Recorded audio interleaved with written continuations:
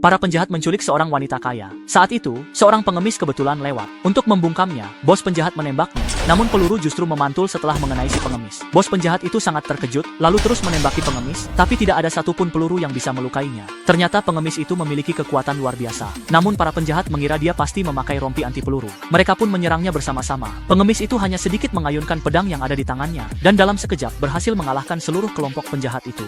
Wanita kaya itu sangat berterima kasih kepada si pengemis, lalu memintanya menjadi pengawal pribadinya dengan gaji bulanan $100.000 Amerika Serikat. Pengemis itu pun menerima tawarannya. Kemudian wanita kaya tersebut membawanya pulang. Saat ayah dari wanita kaya itu mendengar kabar ini, ia langsung mencarikan beberapa pengawal handal untuk putrinya. Semua pengawal itu juga punya kekuatan luar biasa. Namun putrinya berkata bahwa ia sudah memiliki pengawal. Melihat pengawalnya hanyalah seorang pengemis, salah satu pengawal super itu berpikir pasti dirinya jauh lebih kuat. Ia pun melancarkan pukulan ke arah pengemis.